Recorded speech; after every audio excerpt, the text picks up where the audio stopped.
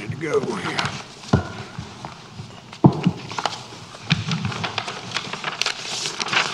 Okay. Call a meeting to order and welcome everyone here this evening. First item of business is the Pledge of Allegiance. I don't remember who I asked last time. Glenn, you want to lead us? Sure. Okay, thank you. I pledge allegiance to the flag of the United States of America and to the republic for which it stands, one nation, under God, indivisible, with liberty and justice for all.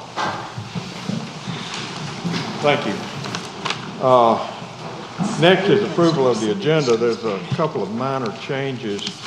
If you go to public hearing, we're going to swap A and B.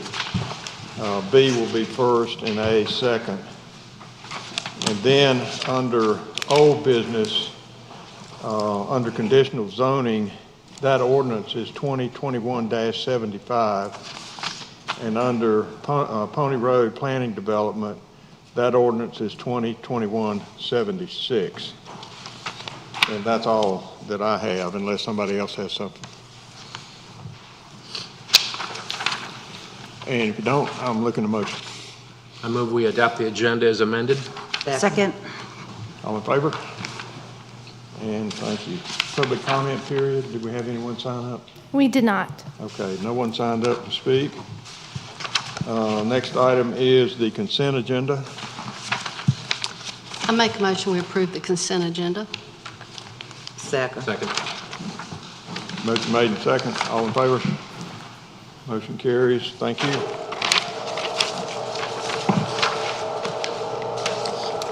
Okay, the next item is the fiscal year 2022 budget public hearing. Joe?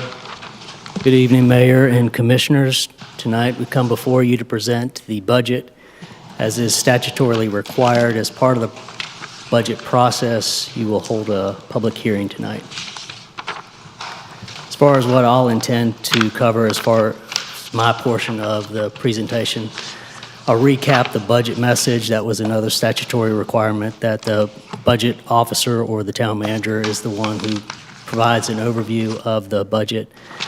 The budget ordinance that was presented to you went through 3 work sessions unchanged, and so I'll provide a recap for this audience just to remind everyone what was included.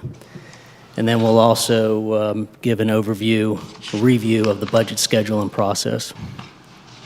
So starting off, the goals and features within the budget message all dial back to Zebulon's Vision 2030 strategic plan. And the reason for that is the budget is not an annual right of balancing debits and credits. There are some communities that do that. There are also communities that don't have a strategic plan and vision. You do. So the budget message is an implementation or a financial tool to move forward on the goals that you've identified in your vision statement or strategic plan. That vision is a recognition, so again, as a reminder, this was a year-long process with community feedback.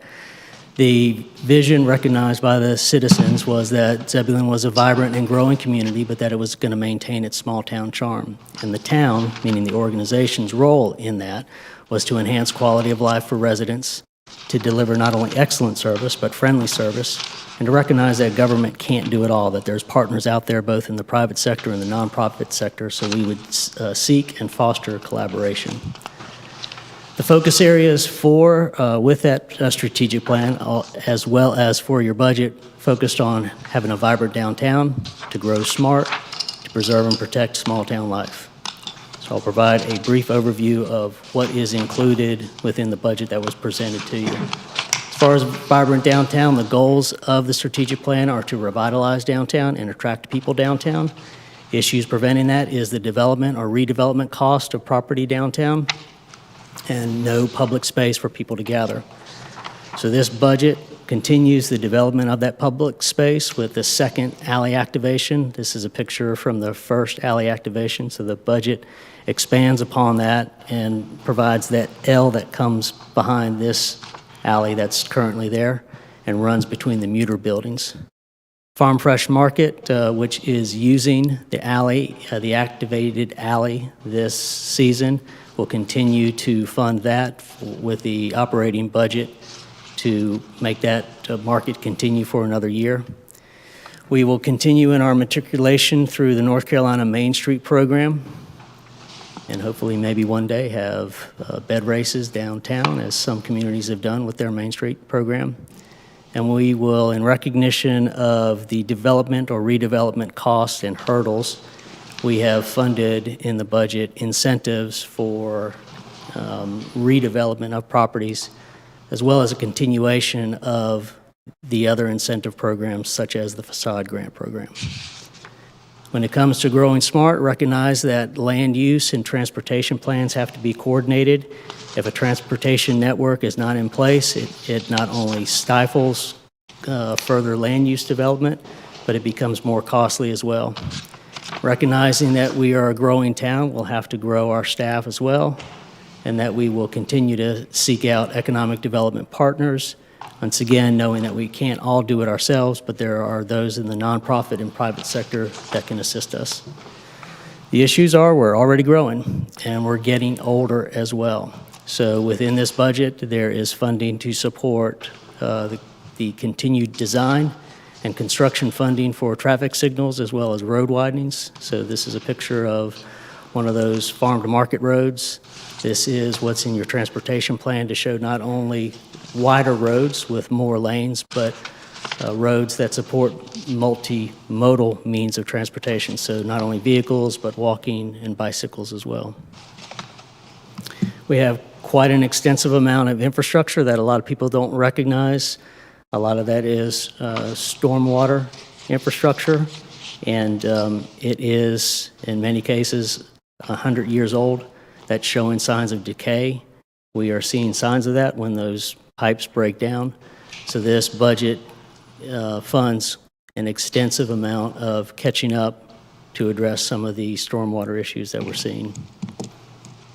As far as building and property maintenance, this building being a prime example, we took it over and rehabilitated it over 10 years ago, as well as with the public safety building next door. A lot of the mechanical equipment like the HVAC needs to be upgraded, and so this budget funds reinvestment in those public buildings and public properties. And then staffing that we talked about, there was specifically there was funding for additional firefighter and police officer. That's short of what our needs are, but we had a dramatic readjustment with the COVID revenues, and so this year we had to modify what our requests were. So that's why you saw some requested personnel requests that were not moved forward as recommended. And then the last focus area is on small town life, recognizing that we want to increase walkability and increase connections where people can connect to different parts of town or retail areas.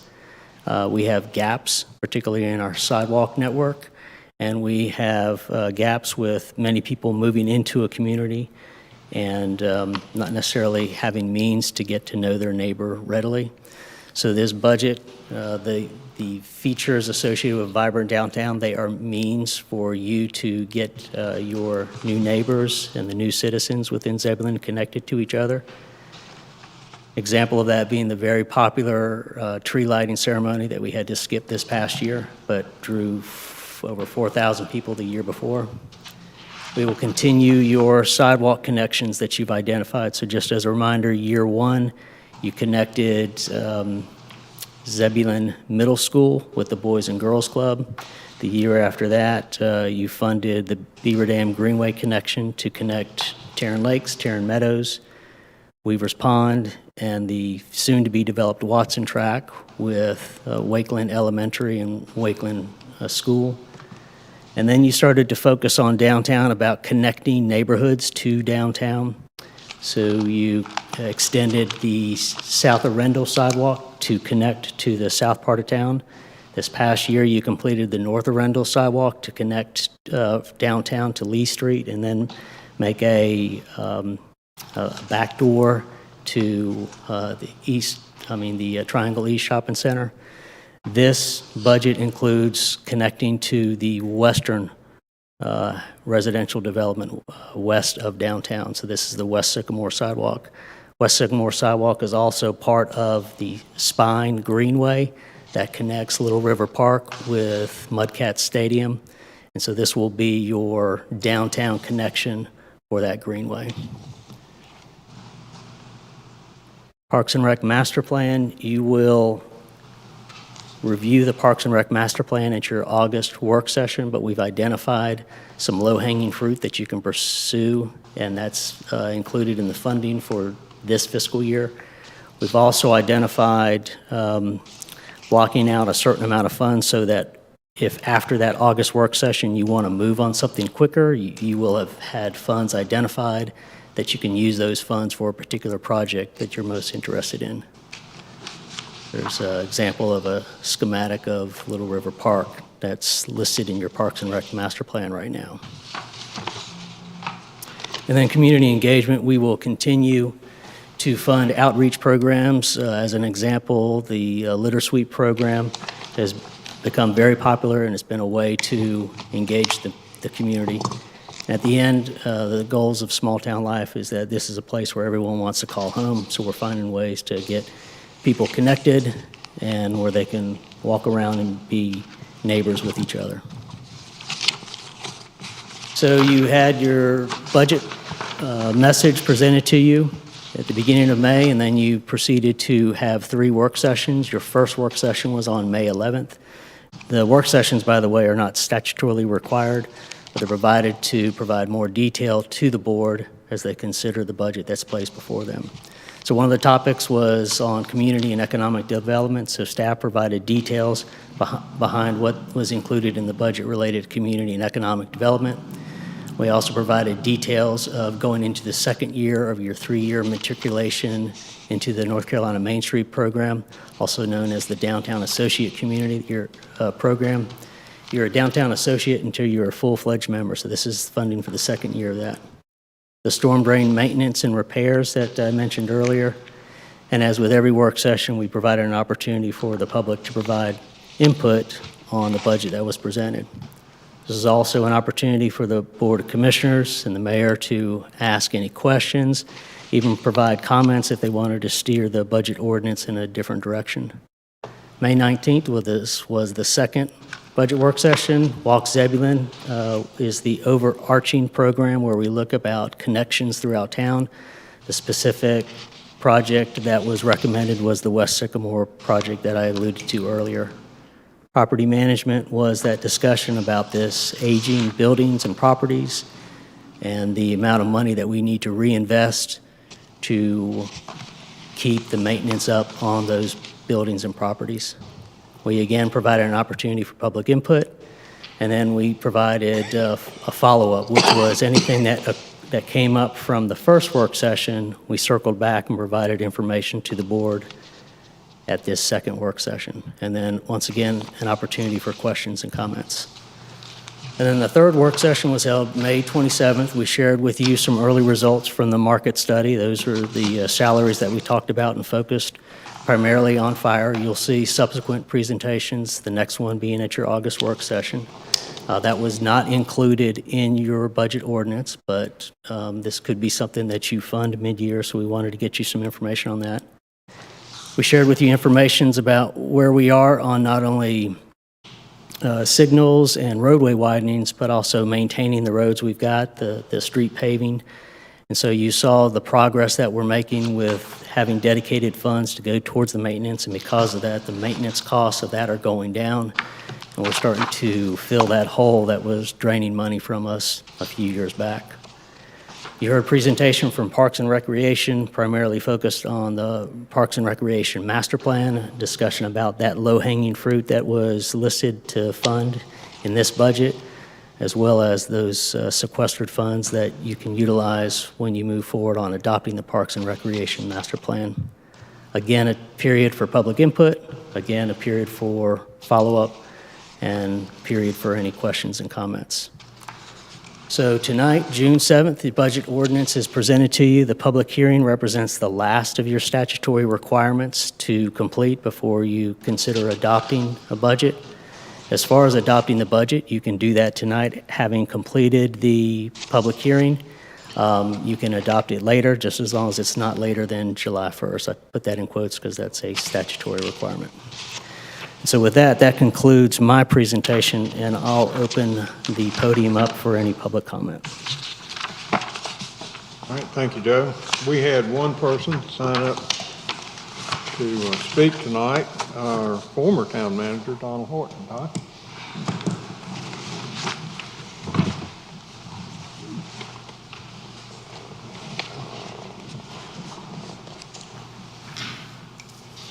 I am Donald Horton. I reside at 618 Stratford Drive here in Zebulon.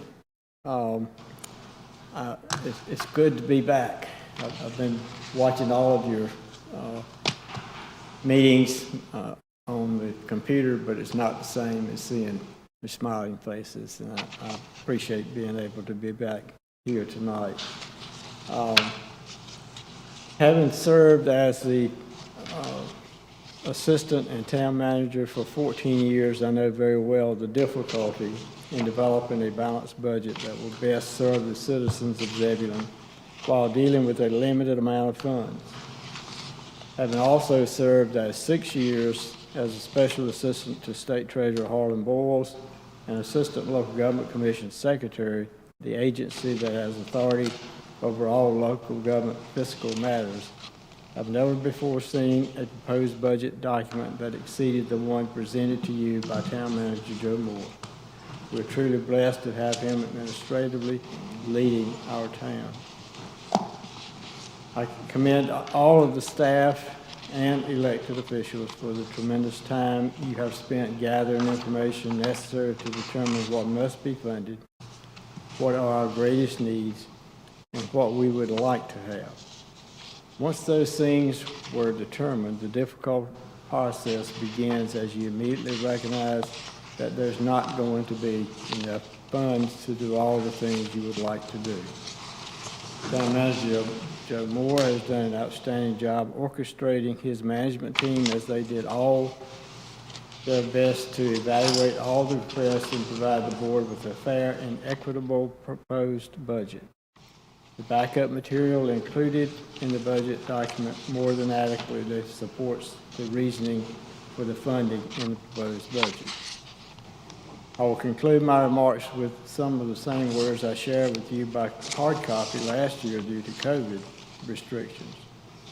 After reviewing the entire 630-page proposed budget document and watching all of your work sessions, it is obvious, as usual, that some funds requested are not included in the recommended budget. In compliance with the North Carolina General Statutes, it was necessary that Town Manager Moore mesh the request with the available funds and present you a balanced budget. Town Manager Moore is to be commended for being able to bring the parties making the request together and involve them in determining the final proposed budget. Based on my thorough review of the information provided, I wholeheartedly recommend that the Board of Commissioners adopt the proposed 2022 budget as presented. Thank you very much. Thank you, Don. Okay. Don was the only one that signed up to speak on the budget tonight, so I will close the public hearing, and this comes up later in our agenda. Next is the special use permit application for Iglesia Christiana, I hope I get this right, Renaissance Church Building. This is a quasi-judicial type hearing, so I need to go through a few issues with you. It is, again, quasi-judicial. It's run very much like a court of law. Y'all can consider me the judge and yourselves the jury. We take testimony, not just random getting up and speaking, but I don't like that. You have to have evidence to be presented by testimony for you to consider it in rendering your decision. I do want to ask if any of you have any conflicts of interest, have had any ex parte communication on this matter, or any personal interest in the matter, and if so, please let me know by raising your hand. Okay. So, that being said, I will also add that anyone wishing to speak must come up and be sworn in or affirmed. And again, your testimony is evidentiary in nature. So having said that, long-winded, I will say that the public hearing is now open, and I'll ask for a staff report. Do you swear to tell the truth, the whole truth, and nothing but the truth so help you God? I do. State your name and address, please. Meet Bradshaw, 1003 North Randall Avenue, Zebulon, North Carolina, 27597. Special use permit before you, 2021-2. It's Iglesia Cristiana Reancer Church. It's the applicant's the site group. The property address is 0 Old Bun Road. It's just under 5 acres in size. And the current zoning on the property is residential 2. The request before you today is the construction of about a 16,000 square foot religious institution in a residential zoning district. These are the 6 findings of fact later on tonight that you'll use to evaluate the proposal.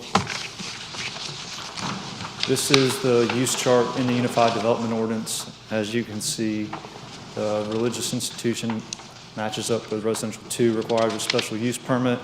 And then in addition to that, there are some use-specific standards that because of the nature of the use, more additional restrictions or more restricted standards in the UDO will apply. And what these restrictions are these 2 standards. The first one, because it's not exceeding 500 seats, will not apply. The total amount of seats in this religious institution is about 260. And then the number 2 is that a type A buffer is required along any property lines adjacent with a single family residential use. Subject site's located along Old Bun Road. You have some single family residential uses to the adjacent west. You have the US 264 ramp to the south. You have single-family residences to the adjacent east, and then you have a single-family subdivision, the Autumn Lakes subdivision, across Old Bun Road to the north. Zoning, you have the SUD R13 across Old Bun Road, and then to the east, south, and west is residential 2. And then across US 264, there is office and institutional uses. This is a posted sign on Old Bun Road looking east. This is looking west on Old Bun Road. This is the subject property currently vacant. This is looking across the street to the Autumn Lake subdivision. And these are the single-family residences to the adjacent west. And this is a single-family residence to the east. It's the site plan submitted by the applicant. As I stated before, it's about 16,000 square foot. A religious institution. Based on the size of the facility, about 70 parking spaces are required. The plans are showing about 130. 2 entrances on Old Bun Road. The applicant is aware that in the future, when it comes in for development, they will be required for road improvements and the dedication of right-of-way. Stormwater facility is towards the rear of the property. And then along the east and then west portions of the site are the type A buffer that use-specific standard required. These are elevations. This is the front elevation, which would be facing Old Bun Road. And this is the west elevation. The materials being used are metal siding, and then the darker shade is brick.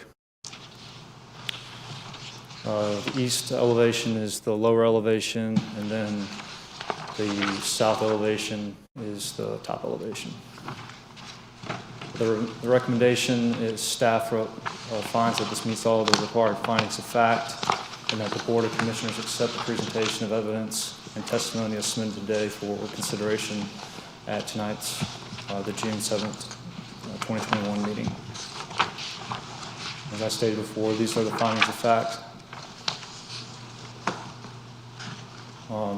The options available to the Board of Commissioners tonight are you can approve as submitted, approve as amended, subject to the applicant's agreement, close the hearing and postpone, which no additional information or testimony will be allowed later, keep the hearing open and postpone. This would allow more additional information and testimony, or to deny the request. And that concludes my presentation. I'm available for any questions. Questions? Yes. So in regards to the metal siding, can you help me understand why staff feels like that meets the harmony aspect of where it's going to be located, considering that those other subdivisions will be required to use different materials in their building? Well, metal siding, it's allowed by the Unified Development Ordinance, and staff work with the applicant to actually provide this brick siding along the entire length of both the east and the west sides of the property. We felt that compromise was something that was more in keeping with the residential features in the Autumn Lakes subdivision across the street and some of the additional properties. But that's how staff felt, as long as they extended the brick siding along the east and the west, which wasn't offered up initially. In the front of the building, that darker area is brick? Correct. Okay. Other questions? All right, thank you, Mitch. Okay, I'll call anyone wanting to present evidence in favor of the application.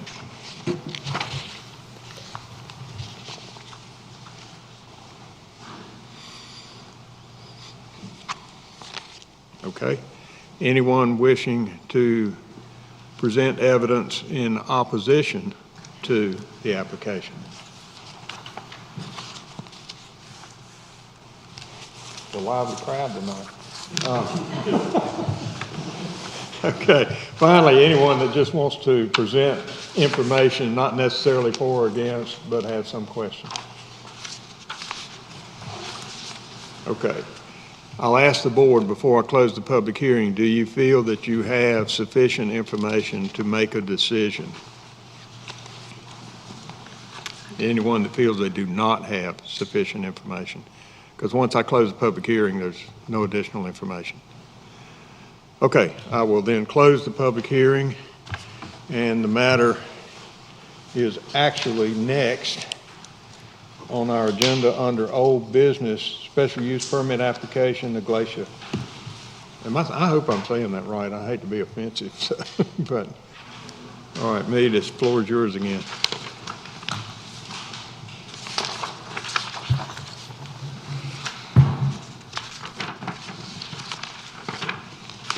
You have anything else? No, sir. No, okay. All right, well, then, are there any other questions or comments? I mean, any other comments with regards to this application? Okay. Hearing none, I'll ask if there is a motion. I hereby move to approve special use permit 2021-02 for approval of the proposed special use permit for a religious institution at 0 Old Bun Road, as it meets all the findings of facts in accordance with the Unified Development Ordinance 2.2.18.f. Motion, is there a second? Second. Other comments or questions or discussion? All in favor? And the motion carries. Thank you. Okay, the next is conditional zoning Nedriga, we could get some easy names here, Bungalow Court. Pete?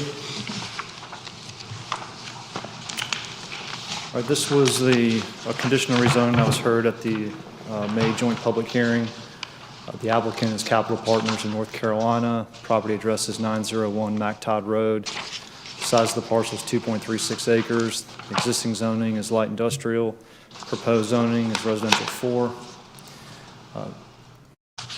This was, as I stated before, located on MacTodd Road, just it's south of the intersection with West Gannon.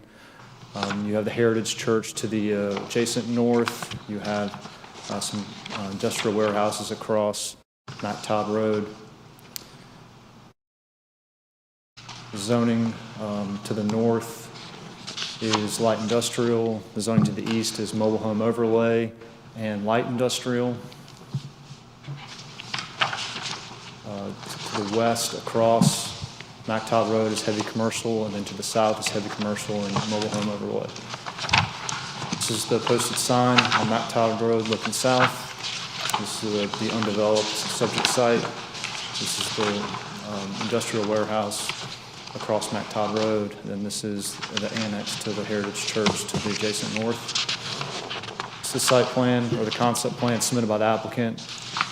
Bungalow court style, detached homes, 7 lots, 2 access points, about half an acre of open space running along the eastern side. The conditions that the applicant is proposing is the front setback reduction from 20 feet to 15 feet, and then a rear setback reduction from 15 feet to 5 feet. And then just that a covenant is recorded that each shared driveway will be in common area maintained by the homeowners association. The bungalow court, the P in the use table states it's permitted use. And then these are the 5 development ordinance standards that you would use to evaluate the request. And that concludes my presentation. Okay, question?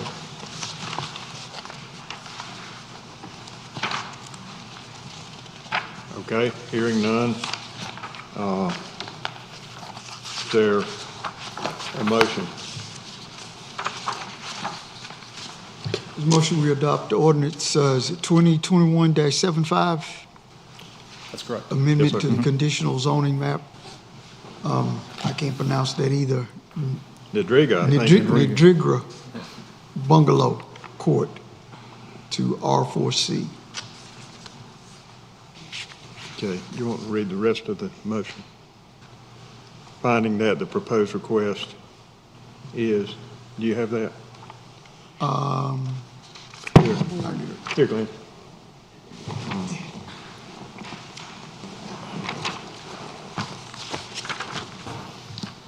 Finding that the proposed request is consistent with the conditions of section 2.2.6.H of the UDO, the Vision 2030 strategic plan, and other applicable plans adopted by the town of Zebulon. Okay, it's good. Is there a second? Second. Motion made and second. Other comments or questions, discussion? All in favor? And the motion carries. Thank you very much. All right, planning development, Pony Road. Pony Road plan development. This first slide is just the definition of what our unified developments states a plan development is supposed to be. It is the intent of these standards to allow an applicant to propose a wide variety of allowable uses and the flexible application of some of the development standards in Article 5 development standards in return for a higher quality of development with more amenities than might otherwise result from the strict application of the standards of this ordinance. The applicant is TMTLA Associates. The owner is PNC of North Carolina and the Chandak family.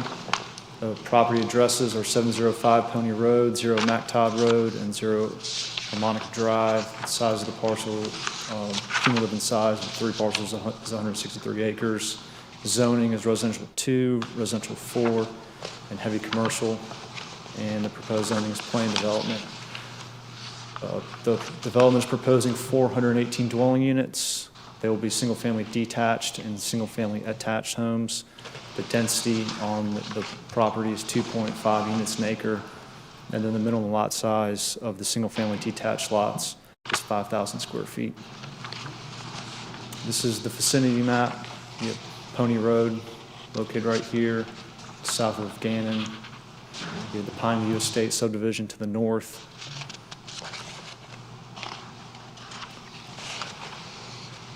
As I stated, there's the 163 acres is 3 different zoning districts. To the north, you have residential multifamily, and then you have office and institutional. To the east, across Pony Road, you have heavy commercial. To the west, you have offices and institutional, then residential 4.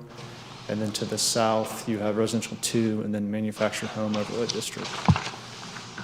There are pictures, the next slides are pictures of the site visit. This is the posted sign located, or looking south on Pony Road. This is looking north on Pony Road. This is the adjacent multifamily development to the north.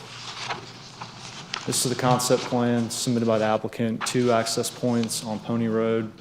You'd have a minimum of 2 access points connecting into the Pine View Estate subdivision. You'd have your single-family attached homes on the northern portion of the site, and then your single-family detached homes south of that and to the east of that.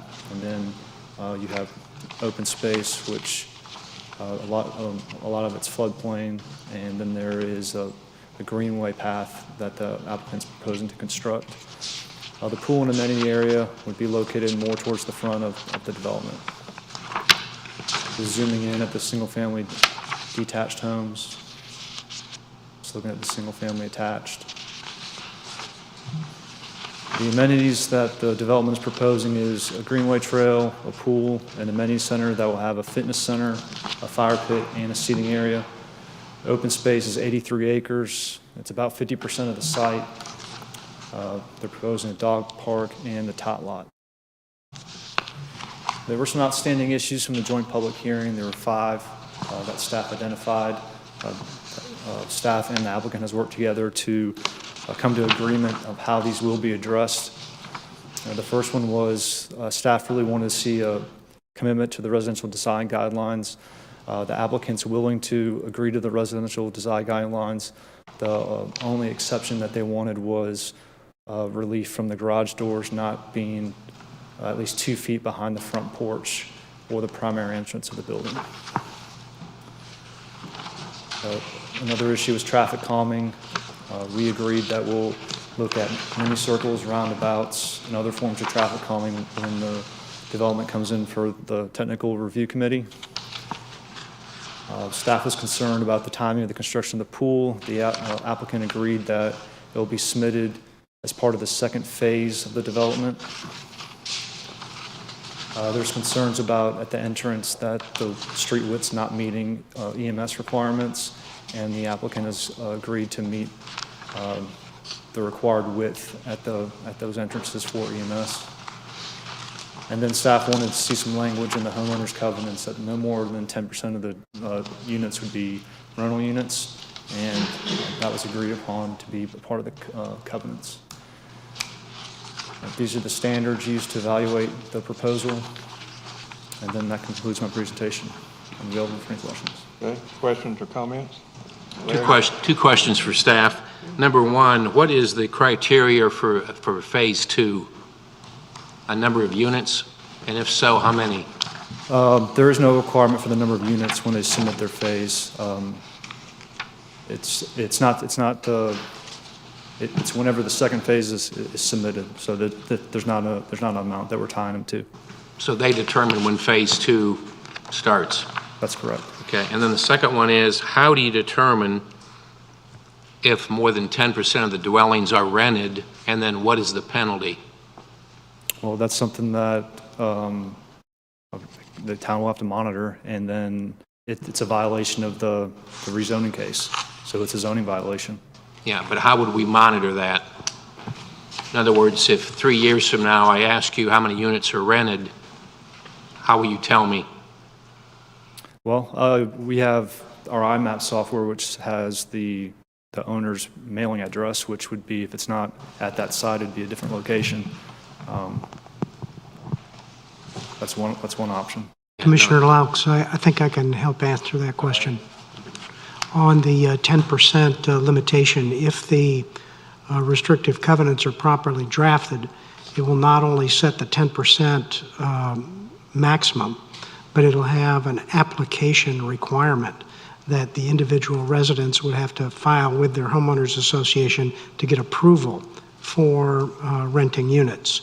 And the homeowners association would have to keep a record of the number of units that are in rental condition. So it's a self-policing process that, if the declaration of covenants is properly drafted, would put the burden on the homeowners association to monitor, to regulate, and to provide consent and approval for anybody that wanted to have it. Now, you can imagine that with any kind of self-regulation, it could be abused, but it should be the incentive of the homeowners association to make sure that those provisions aren't violated. As in many self-policing situations, it'll require the residents of the neighborhood to submit complaints to their HOA. If it goes for any period of time, or if it becomes particularly egregious in the violation, then the town could step in, as Meade suggests, and send out notice of violations to force the HOA to do their duty. So my recommendation would be to have the town review the covenants to make sure that a proper system is in place to enforce the 10% rental restriction. Eric, may I ask a question of you? Would normally those, when it comes to those violations, would that be then, it would be sent to the homeowners association and the homeowners association as a whole would pay it, or would it be the individual, the person that tipped the scales over the 10%? Yeah, that depends too on how the Declaration of Covenants is drafted. It seems to make more sense to have the enforcement mechanism with the homeowners association as opposed to the individual residents, because there could be dozens in violation, right? Right, okay. And so from a point of view of the town's efficiency of enforcing, I would suggest that the violation would be the HOA. Okay. Is that currently a condition that the town gets to review the covenants? Well, We need to put that in any approval. Yeah. Meade looks like he's ready to answer that. Okay. Right, so when they submit their plat for recording, they submit, we won't sign the plat or approve those lots for recording until staff looks at the homeowners association document. Okay, so that is reviewed by the planning department? Mm-hmm. Okay, I wanted to be sure it wasn't like a technical review committee or something of that nature. It would be the planning department. Okay, all right, thank you. Other questions or concerns? The 10%, is that something in our ordinance that we must have at least 10%? It's not in our ordinance, no. Okay, because could we have less?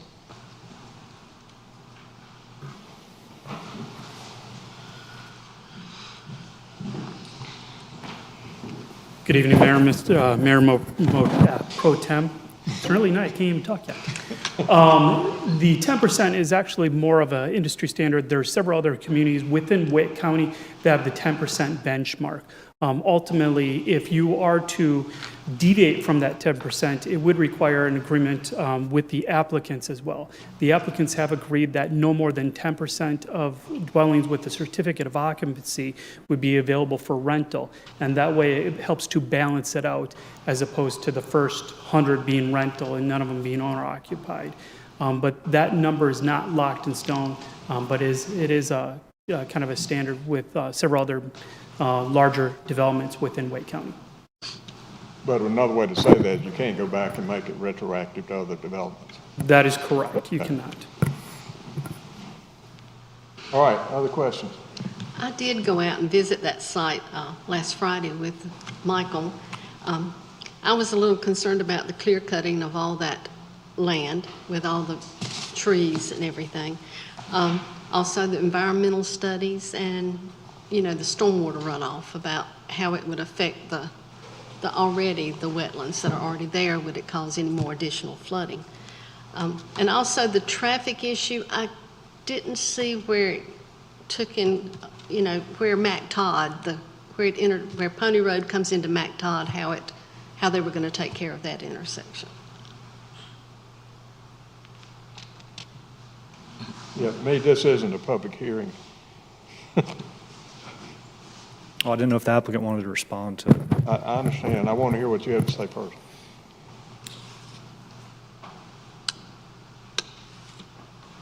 Well, in regards to the Mac Todd Road,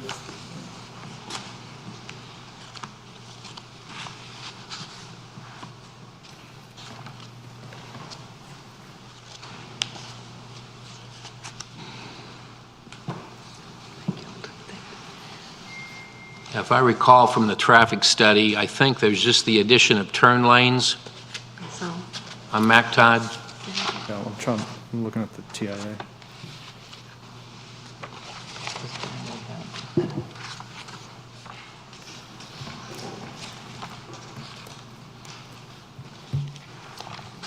I mean, the traffic engineer's here. Do you want the traffic engineer to speak on that? Yes, you can bring her up. Sure. Oh, sorry. What I don't want to do is turn this into a second public hearing that was not advertised. Correct. Good evening, Commissioners. My name is Edward Sergani. I did the traffic impact analysis that was a joint three-way agreement between the town, the state, and the applicant. And when you pick out the intersections to study at the beginning, it depends on a lot of where you see the traffic volumes coming from. And in this case, we had an agreement to study the intersections mainly along NC 97 and not Mac Todd Road intersection with Pony Road. The volumes where we're projecting the new trips to come from were very low at that intersection, and it's not really going to add a whole lot to it.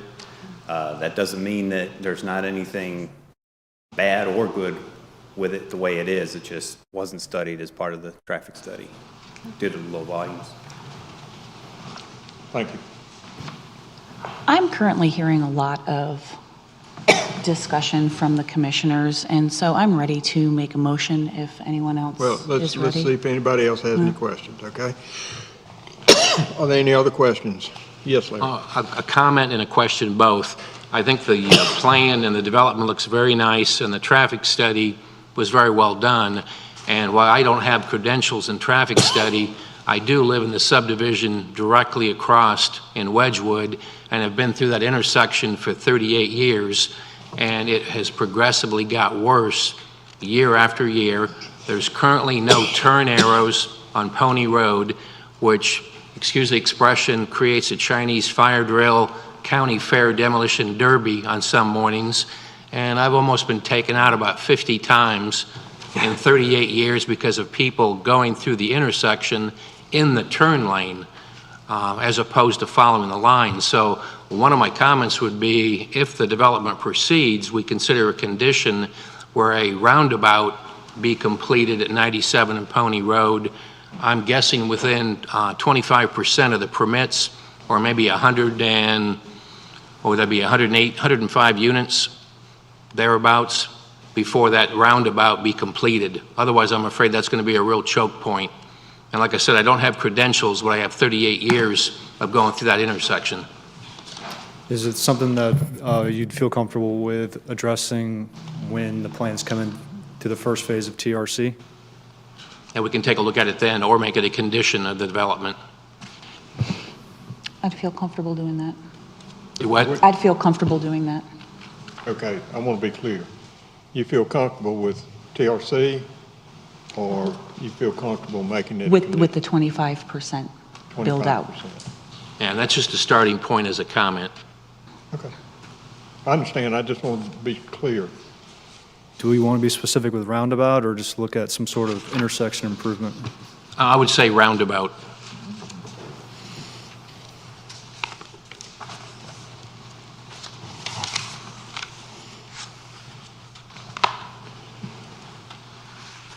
Other questions or comments?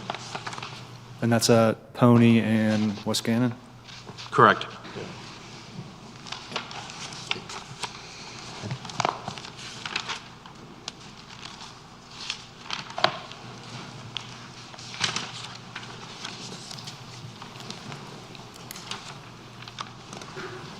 I had another question. Our first response time to that side, to the area. Should be right around 4 minutes, I believe, is that? Let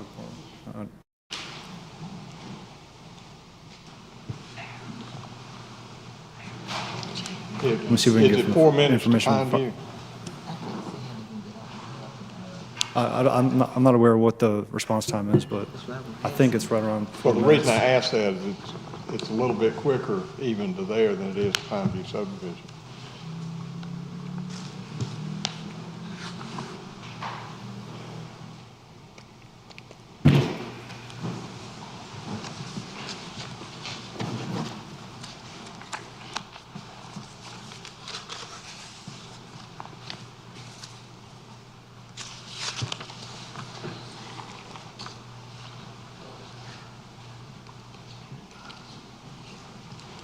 So the requirement is about 4.5 minutes, and then they can get there in 5 to 6 minutes. Okay.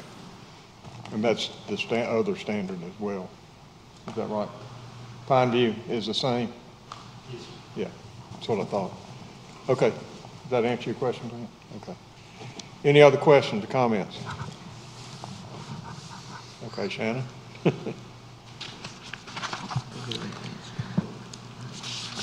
I recommend tabling ordinance 2021-76 for the proposed Pony Road Planning Development for further discussion at a work session to be convened later this month. Okay, the motion is to defer the decision on this to a future date. Second. Okay, made and second. Other comments or discussion? All in favor? Motion carried. Okay. We'll put it on a future agenda and let you know when it is. Okay.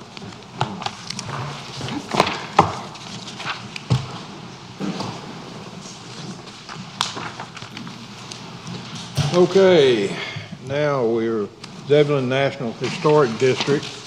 Before we get into that, I would like to recognize some guests we have, and I'm sorry I can't go down the list and call all the names, but we do have some members of the Wake County Historic Preservation Commission that we contract with to represent us on historic matters. If y'all would just hold your hand up, I appreciate you coming down. I just wanted to recognize it's time to come to the meeting, and we very much appreciate it. And we appreciate the consideration that you've given on this matter along with us. So thank you very much. Okay. Once again, good evening, Mr. Mayor, members of the board. Tonight is the next step regarding the Zebulon National Historic District proposal. As you may recall from several meetings, this all started in 2018 when the Wake County Historic Preservation Commission received a grant. That was a grant from the State Historic Preservation Office and a couple others to do a survey of historic properties within this section of Wake County. Zebulon was one of the last communities to be reviewed, and from that, additional interest in the establishment of a historic district proceeded. At the 2019 Zebulon Board of Commissioners annual retreat, the State Historic Preservation Office was there to do a presentation. And one of the items in the presentation noted that prior to the National Register Advisory Committee, which is the group from the State Historic Preservation Office that would review applications, the nomination will be one, sent to the elected official, and two, to the Wake County Historic Preservation Commission. These entities will have up to 60 days to offer an opinion whether or not the district is, as nominated meets the criteria for listing. Unfortunately, those things didn't happen. Additionally, other steps throughout the process in terms of including the town, Wake County Historic Preservation, as well as many of the citizens within the town of Zebulon, unfortunately did not occur. Therefore, we have this draft of the map that was created by consultants hired by Preservation Zebulon that does encapsulate a pretty significant portion of town. These are the proposed boundaries within that application. As I noted, it was submitted by Preservation Zebulon, and the period of significance within this document ranges from 1906 to 1971. That is a very, very broad range when it comes to a historic district, even a national historic district. It does include 239 primary resources or structures, if you will. And once again, there's no real input from neither the town or Wake County Historic Preservation. The period of significance, as defined by the National Register Bulletin, is the length of time in which when a property is associated with important events, activities, persons, or attain the characteristics which qualify it for a National Register listing. A period of significance usually begins with the date of the date of significant activities or events beginning with the property or giving the property its historic significance. This is often the date of construction. In most situations, it would be when the house was built. However, if there was an event such as visiting a sitting president visited location, that could relate to having a period of significance. So that's why going from 1906 to 1971 is very broad, because the culture, the activities, the architectural details, everything changed pretty significantly during that time period with World War I, World War II, as well as some other cultural changes and events. The criteria that the State Historic Preservation Office looks at, there's 4 options. The first is the events. Once again, a sitting president, a major labor strike, a large fire in portions of the town being preserved. Those are all characteristics of what could be fall into criteria A. And our proposed district does include some items that fit that criteria. This is also part of it that tells the story of a location. Specifically, does this proposal, as written, tell the story of Zebulon? Staff doesn't believe so. Criteria C is architecture. Once again, there's typically some cohesive binding characteristics with this architecture. Typically, houses that are constructed in a similar time period. In this situation, you have everything from Victorian, Queen Anne style, I believe there's a Prairie style, up to mid-century modern, which is a very large departure from a Queen Anne or a Victorian. It also notes that the historic integrity must be provided for all periods of significance entered. In this situation, it allows for, if structures were modified, those modifieds can gain significance in their own right. When a property made substantial contribution to the district. This goes back to that criteria A. And the other standard is it must be at least 50 years old. Now let's talk a little bit about architectural differences.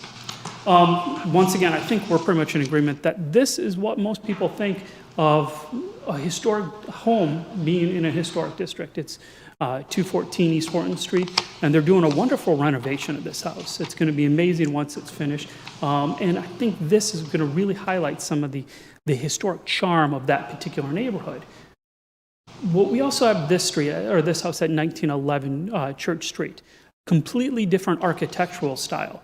The other item of note, see if the green one works, is this canopy that's on the front blocks a lot of the architectural features of the structure. One of the standards for the Secretary of Interior standards for rehabilitation, in which historic preservation commissions use to determine whether or not modification can be made, is it going to block the visibility of these character-defining historic resources? In this situation, yes. The surprising thing is both of these structures are classified as contributing resources in the proposed district, which was very surprising to staff, because not only are these architecturally, structurally, and characteristically different, There's one that has features on it which would be inconsistent with the Secretary of Interior guidelines. There's also things that have been excluded from the district. Whitley Galleries, wonderful building in downtown, which hasn't really changed significantly. But a lot of the modifications have made can still be reversed. The windows, they've been painted to look like operational windows, but the openings are still there. The corner entry door, it's been boarded up, but that corner entry opening is still there. Same goes for a lot of the windows and other character defining features. However, because this was going to be classified as a non-contributing resource because of some of the modifications, it was excluded from the district where the structure across the street was included. On the flip side, this was included. This is the Zebulon Swim Association pool. It's in disrepair. It is somewhat representative of mid-century modern in terms of the pool building, but it's something that would take substantial effort and financial resources to restore, in which, if it is included in a National Historic District, if federal funds were used, it would have to meet those requirements. So why is all this important? Well, those federal funds would have to go through a 106 review, which says that you can't use federal funds to negatively impact a historic resource. So in this situation, if the not-for-profit organizations, Zebulon Swim Association, wanted to seek funding from the federal government, they would not be able to use those funds unless they were doing a full restoration of the pool.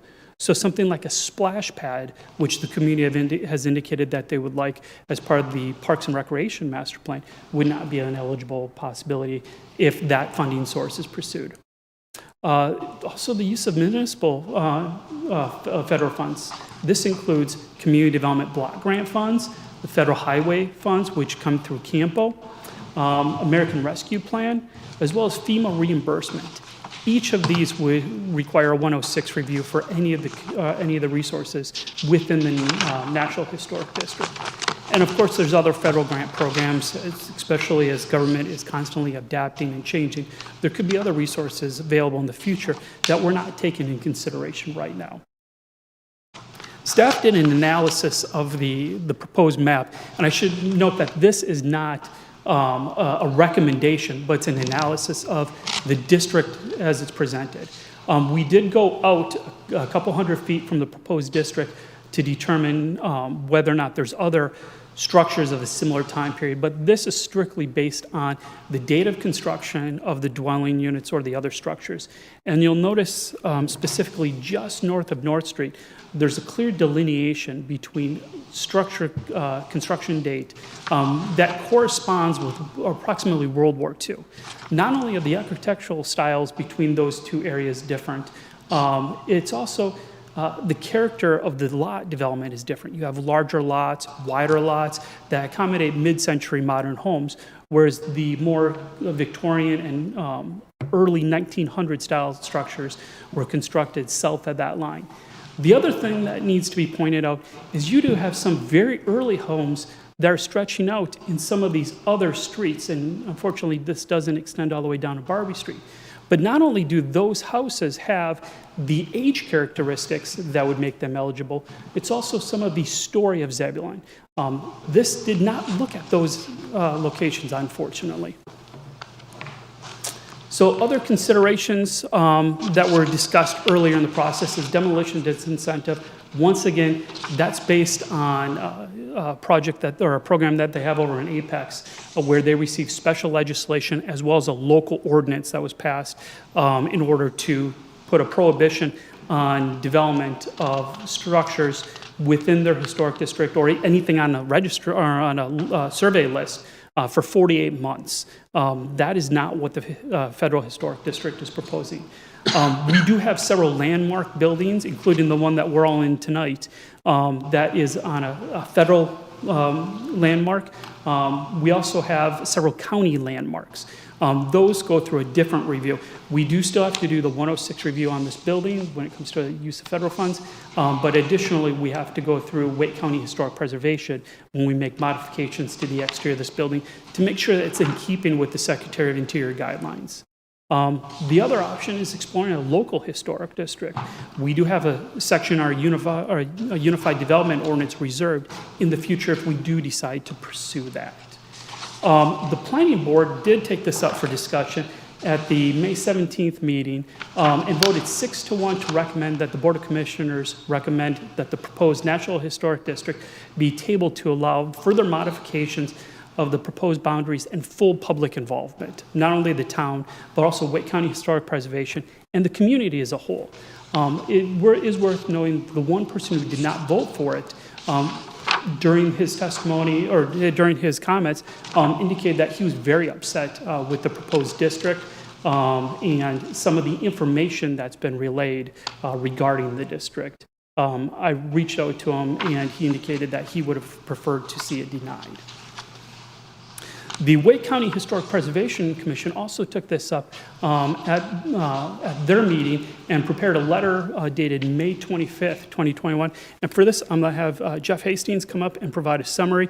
Jeff is the assistant chairperson for the Wake County Historic Preservation Commission. He was also the chairperson for the subcommittee that drafted this letter.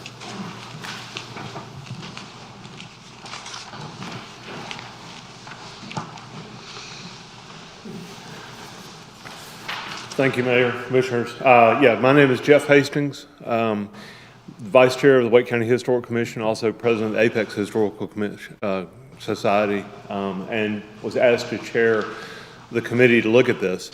The long and the short of it is, I agree exactly with what he said. I live in Apex. We have a downtown historic district, and it's been added to 3 times. There were a lot of things that were said at the meeting by SHPO, the State Historic Preservation Office, and some of the people that were hired by Preservation Committee here in Zebulon about things like not crossing railroad tracks. Well, I'm sorry, it's in Apex. You know, we cross the railroad tracks. It's done in Wake Forest. Many communities.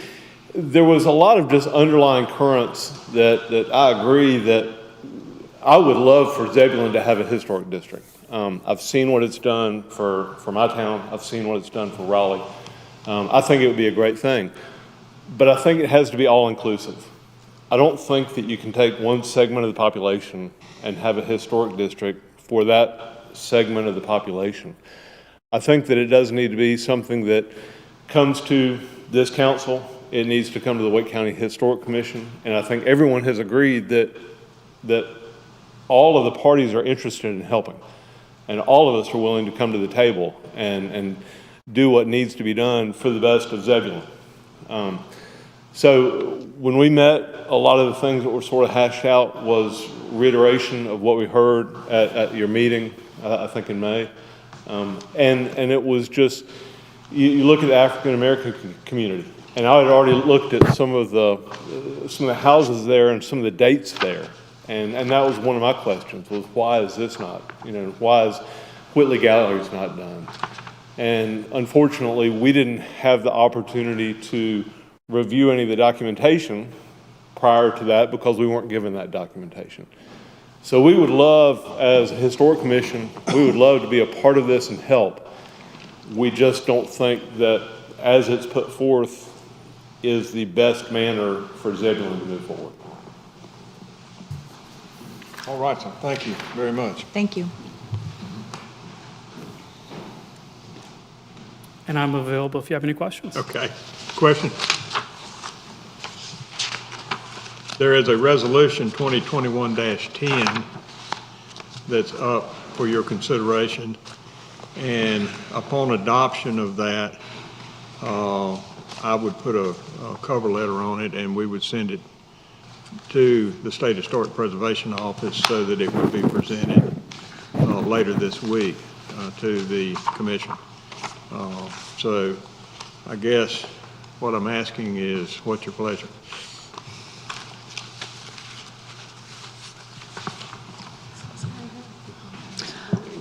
I recommend denial of Resolution 2021-10. Do I need to modify this as I go through, or is that enough? Why are you denying it? Oh, to deny it. So I recommend approval because we want to deny it. I'm so sorry. I'm so sorry. Let me get my jaw off. I scared myself for a minute. Apologies, Okay, Zebulon. Shannon, there is Apologies. a Let me sample- try this there is a again. sample motion. Let me try this again, folks. There's a sample motion in your packet, Shannon. What does she want? She doesn't even know. All right. Again, I recommend approval of the resolution 2021-10 to recommend that the State Historic Preservation Office's National Register Advisory Committee deny the proposed National Historic District as presented, finding that the proposed plan is not consistent with the goals and objectives of the Vision 2030 strategic plan and other applicable plans as approved by the town of Zebulon. Thank you. And I'll second that. You're the second, okay. Other comments or questions? I'll not deny you the right to ask her. With this approval of the resolution, so we're denying this and kind of kicking it back, do we have any idea how long it would take to redo this with public input, redraw the districts, et cetera, and expense? A lot of it's going to be dependent upon the willingness and cooperation of the other parties that are involved. Fortunately, a lot of the material that was already provided by the consultant, as well as the studies and some of the information and documentation that Wake County Historic Preservation have, as well as other preservation groups, realistically, it might put a 6 to 12 month delay on it. But what will happen next is if the board approves the resolution tonight, it'll go to the National Register Historic or Advisory Committee, which meets this Thursday. Ultimately, they have the discretion to approve and move this forward to the National Park Service or to take other actions. If it gets moved forward, we're still reviewing what our options are at that time.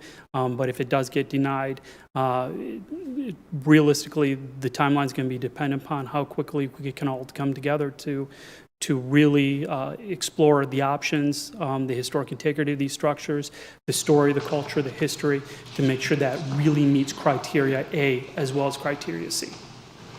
Right, thank you. Other questions or comments? Well, I'd just like to apologize once again. Sorry, everybody. No problem. Okay, I sense you're ready to vote. Everybody, all in favor, please raise your hand. And the motion carries unanimously. Thank you very much. All righty. Comprehensive land use plan. Okay, this is wrapping up part of a very long process. Tonight is only discussion on the land use plan side of it.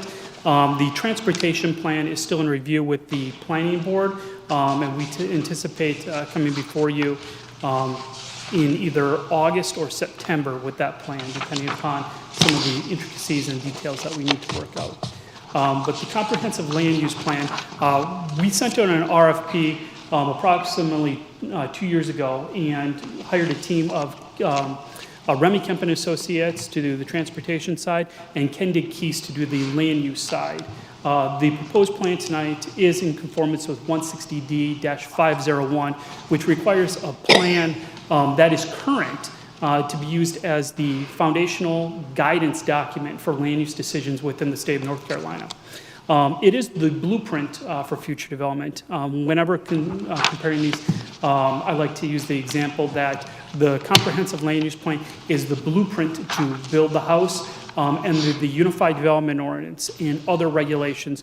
That's the hammer, the nails, the very expensive lumber that is used to construct the house. Obviously, when you get out on the field, there's always field adjustments, but nobody begins construction until they know what the blue plan looks like. It is a guidance document. This does provide information, and it will be modified over time as development pressures change. It is not a regulatory document. These items are to assist the staff, the Board of Commissioners, as well as the Planning Board in making land use decisions. But it is also the foundation for all the regulations moving forward.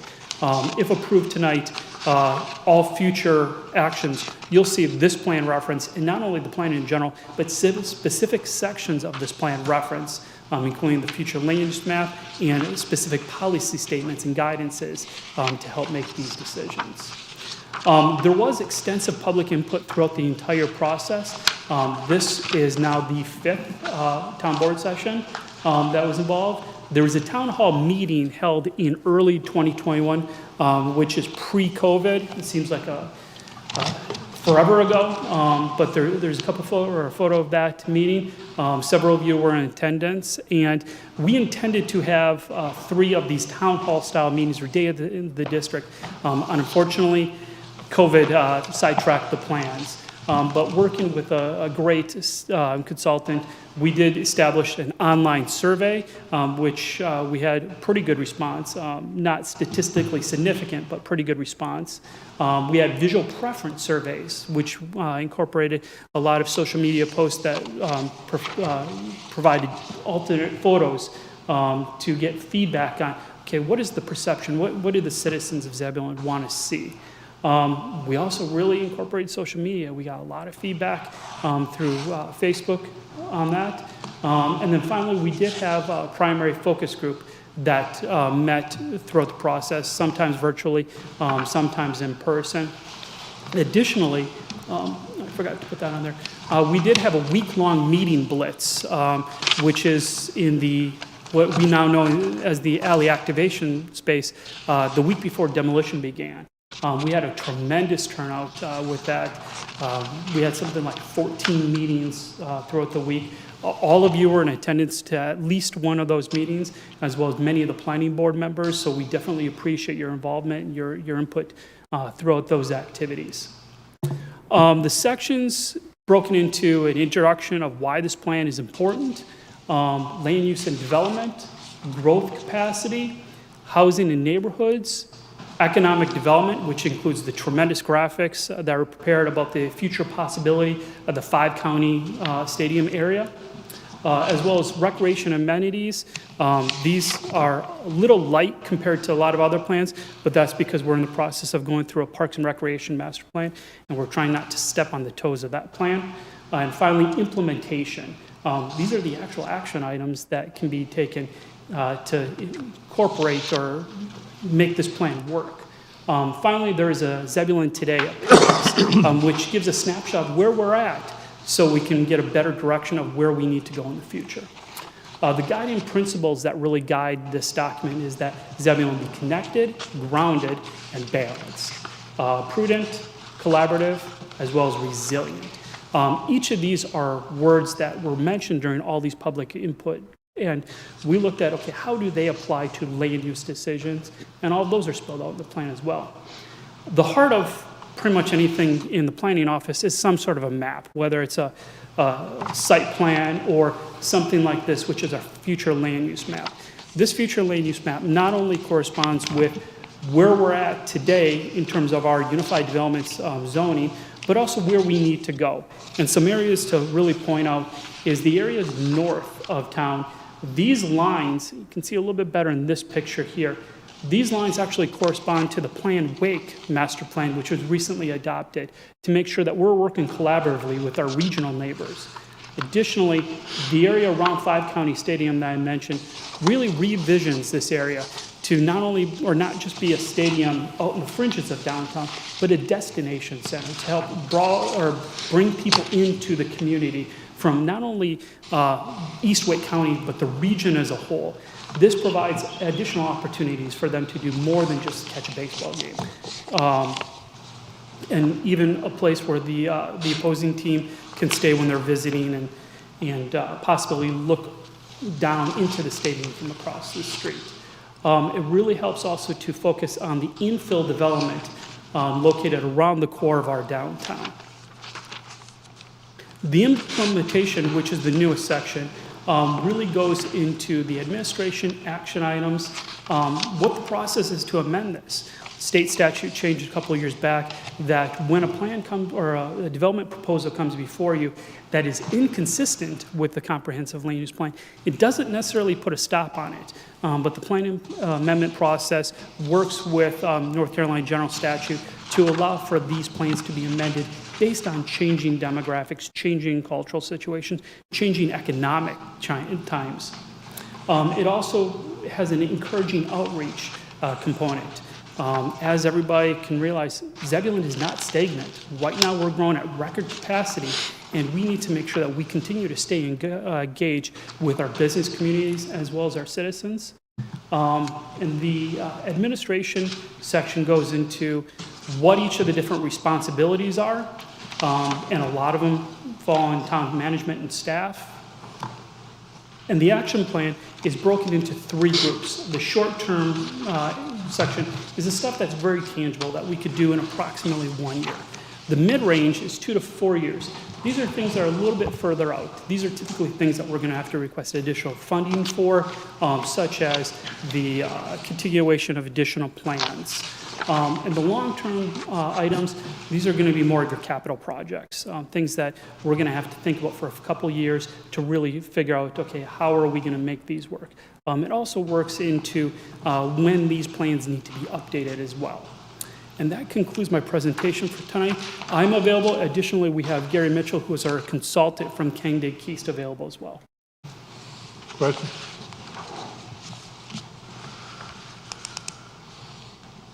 Okay.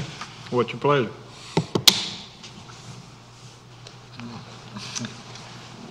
I hereby recommend approval of ordinance 2021-73 to approve the comprehensive land use plan, finding that the proposed plan is consistent with the goals and objectives of the Vision 2030 strategic plan and other applicable plans as approved by the town of Zebulon. Second. Motion made, second. Other comments or questions? All in favor? All right, and the motion carries. Thank you very much. Okay, now we've had the budget presented, so my question to you is, are you ready to vote on the budget, or do you feel that we need further work as a board? And if you feel we need further work as a board, we need to establish at least one more meeting, and maybe more, but for now, one. So what's your pleasure?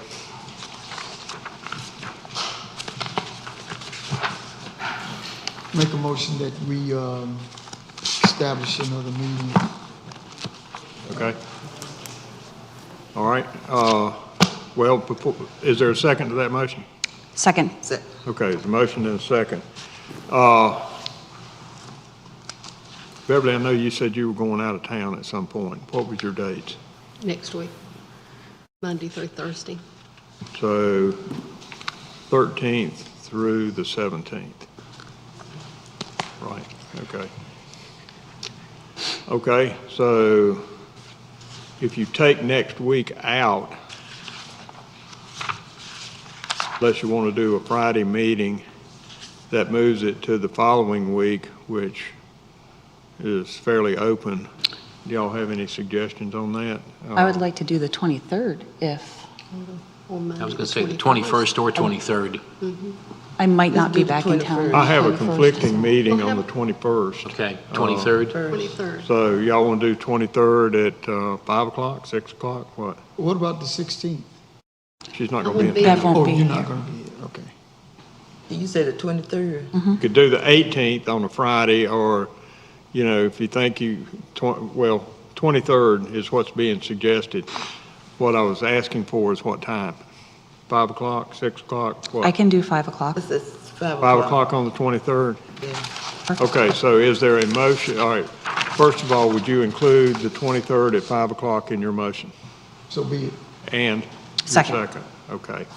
Other comments or discussion? All in favor, raise your hand. Okay, motion carries. Okay, so now that could also put off nonprofit funding distribution until we decide on the budget as well. Are y'all okay to do that? So is there a motion to table that as well? I make a motion we table the nonprofit funding distribution. Okay, Second. okay. Other comments? All in favor? Thank you. Motion carries. Board comments. Glenn, I'll start with you tonight. Larry, I'm sorry, I'm looking. 3 quickies. Thank the staff for all the work they've done in this budget. It is 260-some pages, I think Don may have counted them. I was going to say 300. I'd like to once again, thank the staff. Number two, committed to the historic district, and I hope we can all work together and advance that and move that along, because it kind of has been worked on a long time. And I'm anxious to hear plans from the staff as far as the tree lighting, what our staff are. I know some of that hinges upon the budget, but I must have had 100 people ask me already, is there going to be a tree lighting in December? So hoping we can move ahead with that. That's it. Thank you. Annie? I don't have anything. Nothing? Bevan? Now, but what specific will we be discussing on the budget? I mean, for our work session on the 23rd? Okay. I don't want to speak for anyone since I didn't make the motion, but my assumption is that that the budget has been scrutinized and there's still some questions about certain funding of certain projects and other items in the budget that they need clarification on. Is that a fair statement? That's fair. Yep, very fair. Okay. Does that answer your question, Beverly? That's fair. Okay, good, thank you. Shannon? I would like to recognize Dustin Thorne and Austin Morgan, both who were just recently promoted to senior firefighter. That's amazing. What a fabulous event to have happen in our town. I'm really excited with how the firefighters, the fire department, as well as the police department have been promoting folks and recognizing their achievements. I think that that's absolutely amazing.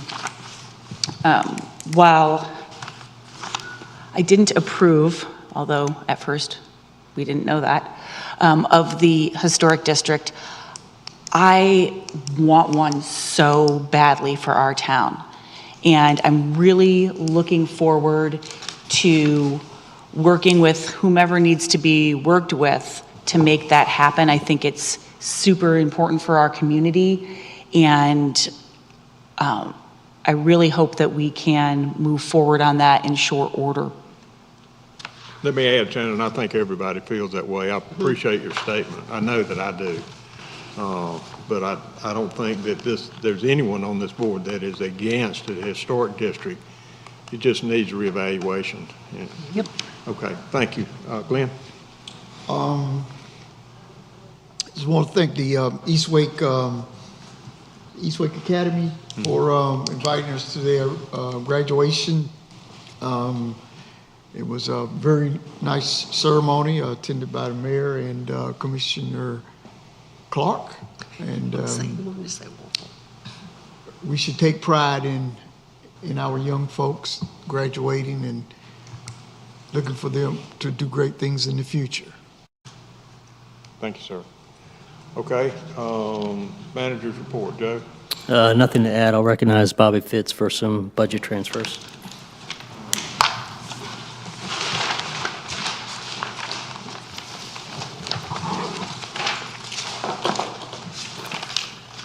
Bobby, that's this paper?